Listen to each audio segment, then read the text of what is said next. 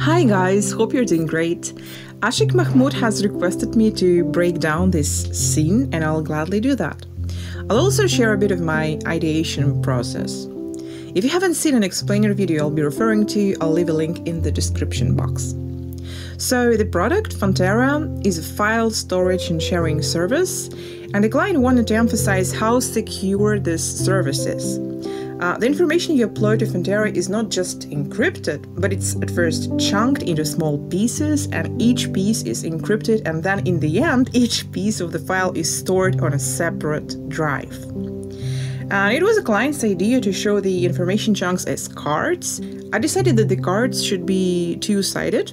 The front side would contain a code that is constantly changing, and that's important. We'll see how it's done. And the back side, just a abstract cover. I wanted to create a feeling that we show the viewer behind the scenes, something that is usually hidden, but some complicated calculations are happening on the other side of the card, and we can sneak a peek at it.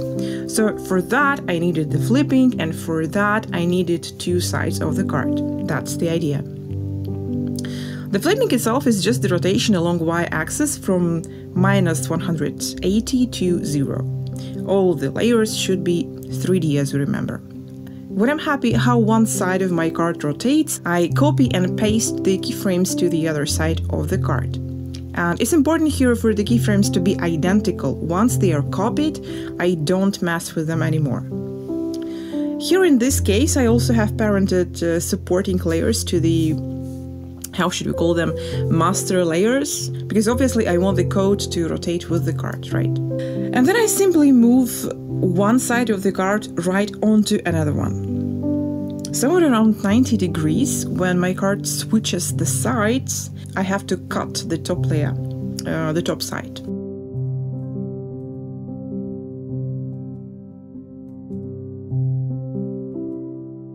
As for the code, it's a text layer and I added an animator for the opacity, but I wish the digits to appear randomly, like in Matrix, you know? And there is a special button for that, can you believe it? If you go to advanced settings, it's called randomized order. Tick it on. To make it even more Matrix inspired, I want my code to change every, let's say, second. If you type source text in the search box, you see the parameter that can help us with this. I grab my text tool, and each time I make changes in the text, another keyframe is added. Now I just have to change my code enough times.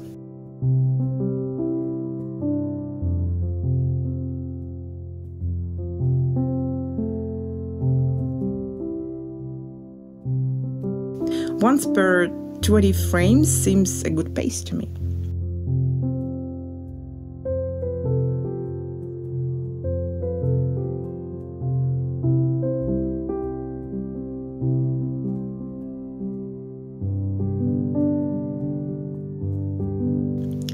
The rest is just copy, pasting, and shifting layers.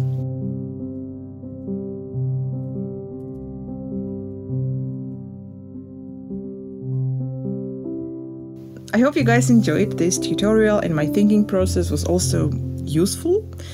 If so, give this video a like, subscribe for more tips, and I'll see you in the next one. Cheers!